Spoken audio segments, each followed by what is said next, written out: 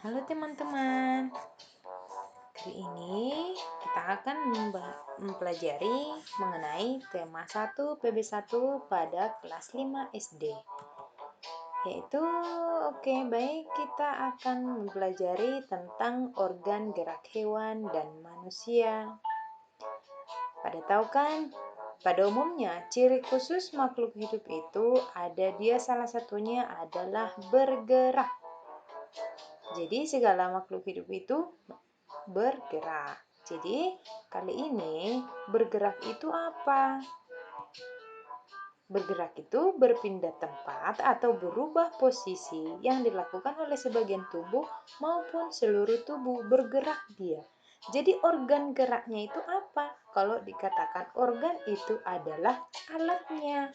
Jadi alat-alat bergerak itu berupa apa? Itu dia misalkan ya. Jadi sama halnya dengan manusia dan hewan. Organ geraknya itu hampir sama, ya. Oke. Jadi gerak pada manusia itu terdiri dari gerak pasif dan gerak aktif. Gerak pasif itu masuk dia tulang dan gerak aktif itu adalah otot. Ya. Jadi, kenapa tulang itu disebut alat gerak pasif? Karena tulang tidak bisa bergerak sendirinya. Harus dibantu otot dia biar bisa terangkat. Sedangkan otot disebut gerak aktif karena ototlah yang menggerakkan tulang tersebut. Jadi, tanpa ada salah satu pun dari mereka, maka tidak akan bisa bergerak. Tanpa tulang pun tidak akan bisa bergerak. Tanpa otot juga tidak akan bisa bergerak. Jadi, yang dua ini harus saling berhubungan. Jadi kira-kira coba angkat dulu tangannya. Yang mengangkat di sana apa kira-kira? Otot bukan? Jadi ototlah yang menggerakkan tulang tersebut. Sudah? Jadi apa tadi? Jadi gerak pasif itu adalah tulang, gerak aktif itu adalah otot. Baik, perhatikan cara gerak hewan berikut. Ada dia kuda, ada jerapah, dan ada burung, ada manusia juga ada jalan di sini. Jadi mereka melakukan pergerakan. Mereka memiliki cara gerak yang berbeda-beda. Ada yang berlari, ada yang melompat, dan ada yang terbang. Jadi, hewan-hewan ini pada umumnya memiliki tulang belakang.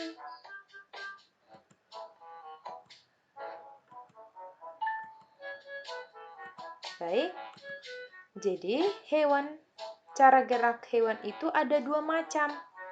Yang pertama adalah hewan vertebrata. Kalau dikatakan hewan vertebrata itu adalah hewan yang memiliki tulang belakang. Jadi segala hewan yang memiliki tulang belakang itu masuk ke kategori vertebrata. Ayo kira-kira contohnya yang memiliki tulang belakang. Ada kerbau, ada tulangnya kan? Ada. Kancil kira-kira ada enggak tulangnya? Ada.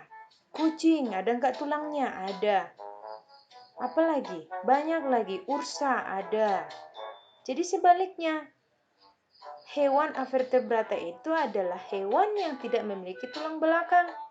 Kira-kira ada enggak hewan yang tidak memiliki tulang belakang? Ataupun yang tidak memiliki tulang lah kita bilang. Ada. Apa kira-kira?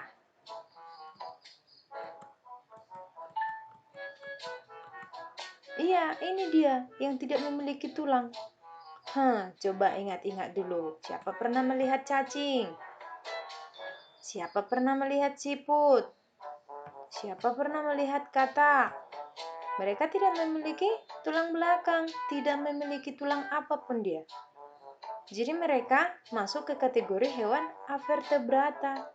Kenapa tadi dikatakan hewan avertebrata? Karena hewan tersebut tidak memiliki tulang. Jadi masuk ke kategori vertebrata. Sudah? Oke. Jadi masih banyak lagi hewan-hewan lainnya yang memiliki cara gerak yang berbeda-beda. Contohnya seperti ikan. Ikan bergerak dengan cara apa? Yaitu ekor dan sirip. Nah, ini perhatikan berikut. Ini adalah hewan melata. Kenapa dikatakan dia hewan melata? Karena hewan-hewan ini berjalan di atas tanah. Dia menggunakan perutnya untuk berjalan. Perutnya kena ke tanah. Makanya dikatakan dia hewan melata. Jadi yang kedua hewan tersebut memiliki cara gerak yang berbeda juga.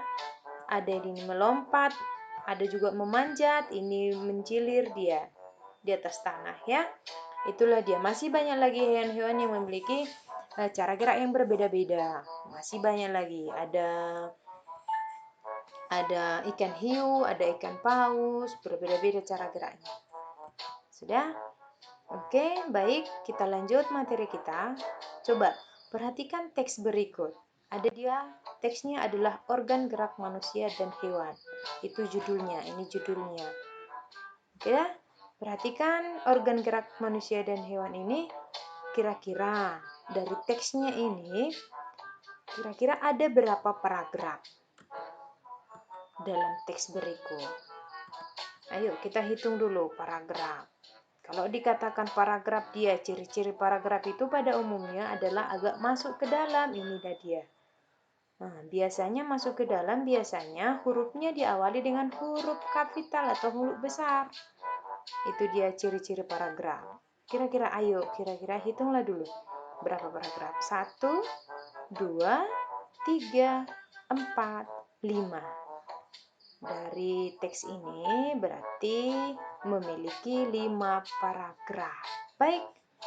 Jadi dalam satu paragraf ini, berarti kalau dikatakan satu paragraf ini dia, satu paragraf dari sini sampai titik.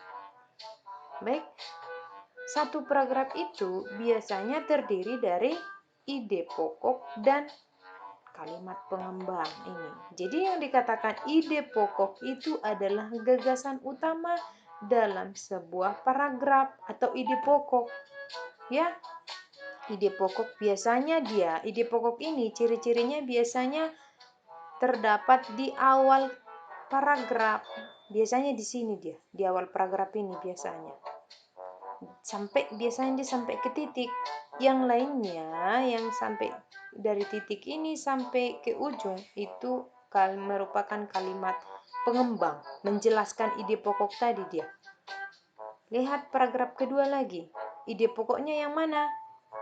Ini yang dimulai dengan huruf besar ini sampai ke titik. Dari titik ini itu dikatakan kalimat pengembang. Jadi dalam satu paragraf itu biasanya terdiri dari ide pokok dan kalimat pengembang. Apa tadi pengertian ide pokok? Ide pokok itu adalah gagasan utama dalam sebuah paragraf atau topik. Itu dia maksudnya ya. Baik. Oke, baiklah. Kita sudah mempelajari organ gerak hewan dan manusia, dimulai dari tulang dan otot. Cara geraknya ada gerak pasif dan gerak aktif. Kalau gerak pasif itu tadi masuk tulang, gerak aktif itu adalah otot. Baru cara hewan untuk bergerak itu ada dua, yaitu hewan vertebrata dan hewan avertebrata.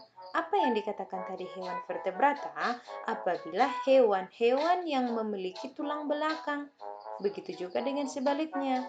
Apa yang dikatakan dengan hewan avertebrata adalah hewan yang tidak memiliki tulang belakang. Baik, dari materi yang sudah kita pelajari, kira-kira coba lihat dulu latihan berikut.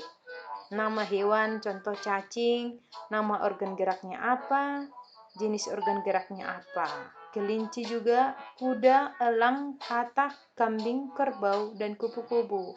Pasti semua pada mengenal hewan-hewan berikut kan?